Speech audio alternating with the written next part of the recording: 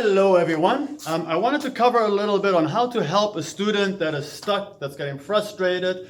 Doesn't matter if we're talking about homework.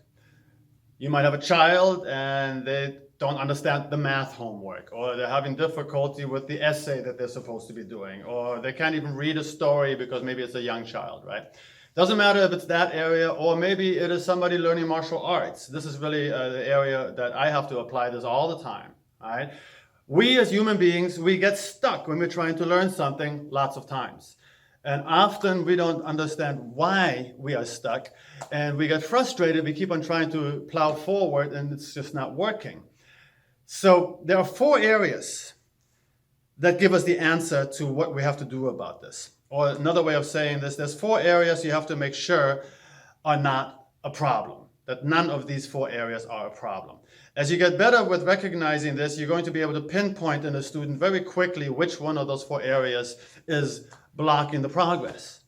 Let me start with the first one, and that would simply be unknown words. And this is something that is just not taken serious enough by people. Have you ever read a page, you got to the end of the page and you have no clue what you read when you get to the end? Right? That's very common. A lot of people deal with that. Let's remember that when we're young and when we're in school, we are learning the mechanics of reading. We are learning how to pronounce every word, right? But that doesn't teach us how to comprehend it.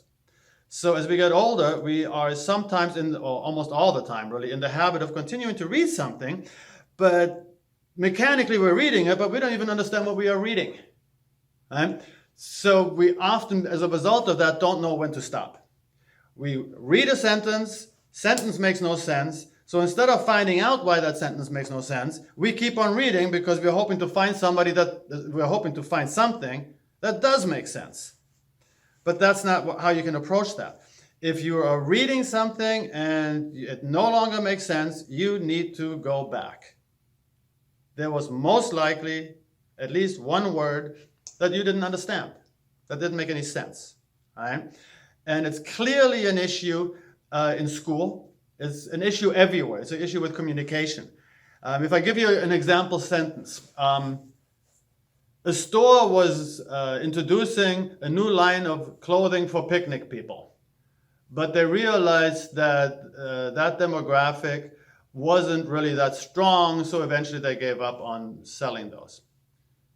Now that might have been a confusing sentence. I hope it was. I searched long and hard in order to find the word picnic. We're not talking about a picnic that you're eating. Picnic can mean short and stout. I didn't know that either.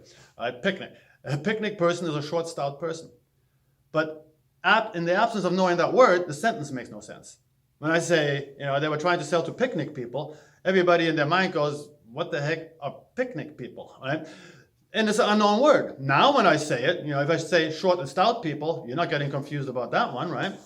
So all it really takes is usually one word, and the comprehension is completely blocked.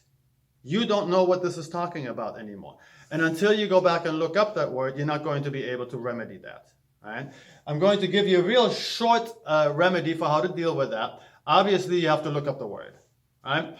But the problem is, especially with some of us that are older that always have to use dictionaries, most of the time what we're presented with is a college-level dictionary. And then you open up the dictionary to that word, and in the definition, there are more unknown words. So now you get frustrated because the definition doesn't make any sense to you because it has the same problem as what we started with, right?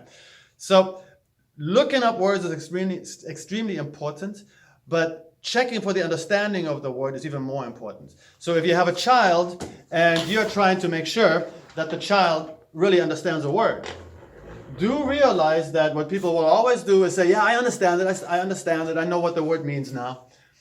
But you as a teacher or a tutor or a parent or an instructor won't know if the child really knows the word until you make the student use the word in a sentence. As educators, you cannot allow a student to say, I know the word, but I just cannot make a sentence with that right now. I challenge you all right now to make a sentence with the word car in it. I bet you already have a sentence in your mind because you're so clear about the word car that it's easy to make a sentence. Right?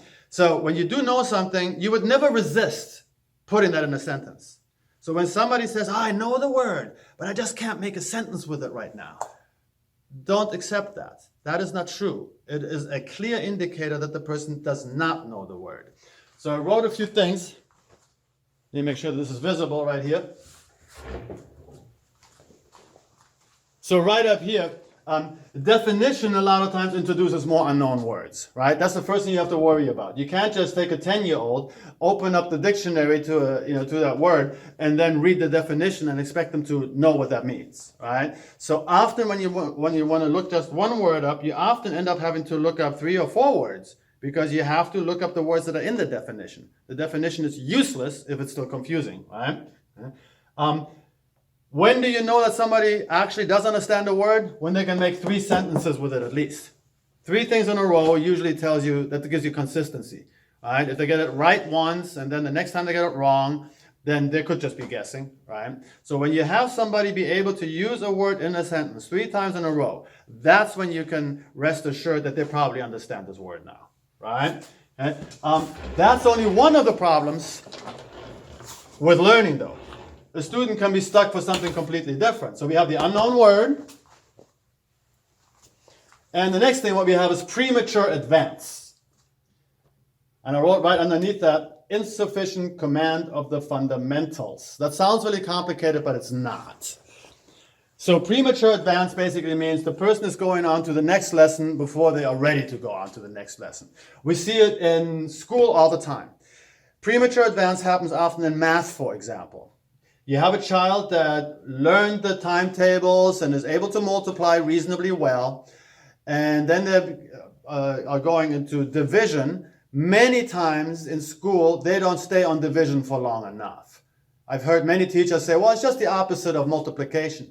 But we need, as human beings, we need the repetition. We need to go over that again and again and again and get conditioned into being able to do that, right? But the thing is, if you have somebody who is still weak with multiplication and division, that person has no business going on to fractions, for example. That would be premature advance. Somebody barely knows how to multiply stuff. They're not very good with it. They're really weak with dividing. Don't have them try to do fractions. It's almost like sentencing somebody to failure, right? So premature advance happens physically too. For example, karate. You don't take a white belt and make them spar. Right? Or even have them do bag work with 5 or 6 different strikes and the bag is moving and all this kind of stuff. It's just too much and it's overwhelming, and then you have arrested development. Right? So that's another thing to check for if your student is not understanding something. Go back to the previous lesson, see how well they understand that. And if that's still a problem, go back to the lesson before that. It is our job as instructors or teachers to know what is the student absolutely certain about. Right? Because somewhere as they go on, there is a point where they run into a confusion. Right? And we need to know at what point does that happen. Again, if you use the math example, I've had lots of children that I've helped over the years with parents that have brought their children to all kinds of different institutions and nothing ever worked. And it was just a matter of knowing where to go back to. That's the true skill in this. In other words, the child is working decimals in class. And you're talking about decimals and the child looks at you like you might as well be speaking Greek, right? Well, try going to just dividing. See how he does with that. Try going to fractions. See how he does with that. There's a good chance he's not going to be able to do either of those if he's having a problem with decimals. Right? Go to multiplication. And if you've seen that the child is already having difficulty with multiplication, you know roughly at what point in their schooling they started falling behind, right? I've seen cases so bad that some children didn't know how to add, right? They couldn't, I'm talking about kids that were like 12 years, 13 years old, couldn't answer what's 14 plus 3. And lots of adults tried to work with, there was one specific person that I worked with, lots of adults tried helping him, nobody knew how to fix it. So what was the way I fixed it was simply going back one more step. Can you count? The person could count. And you might think, well, that's way too basic, but it's not. Because think about what is, let's say, if we say 14 plus 3, it is more of a process of counting than adding. 14, we add 1, 15, we add 1, 16, we add 1, 17. That's how we learn how to add. It comes out of the realm of counting first, right? So, and that's how I was able to help this person. It was not that difficult, but the difficult part was realizing that we had to go that far back in the training to realize that at one point very early on in this child's life, probably in something like 2nd grade or so, they skipped something or he didn't understand something, right? So premature advance is the second area that we really have to worry about. I wrote down here insufficient command of the fundamentals because that's really what the problem is, right?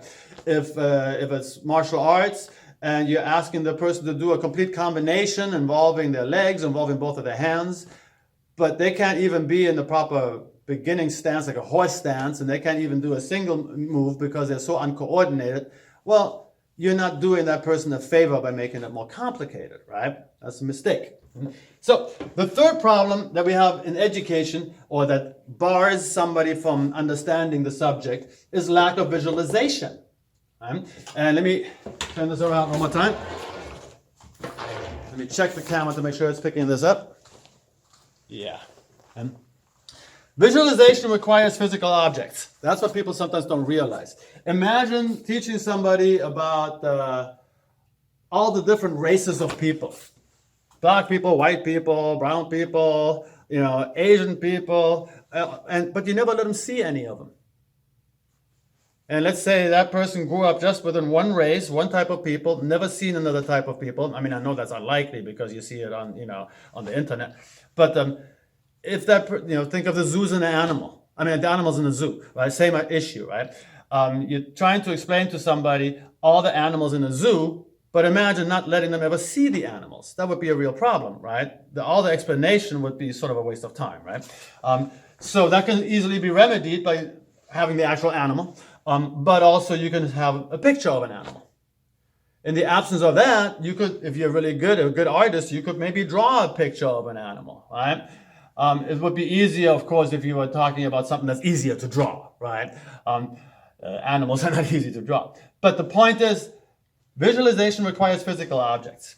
Sometimes that can be a real thing. Sometimes it can be a substitute.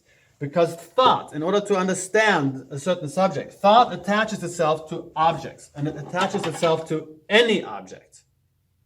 So if we, for example, deal with word problems in math, this is what solves word problems in math. Let me give you an example. I said you can take the real object or you can substitute something because the thought will attach itself to the substitute. And here's what I mean. If I say, Johnny had a white belt and Mary had a yellow belt, and Johnny has been studying for 2 months, but Mary has been studying for 6 months, and already I'm probably starting to lose some people. It doesn't even matter what the actual question, what the actual problem is. The thing is, you have to keep all this, you have to keep track of all this in your head. If I do it like this, Johnny is a white belt.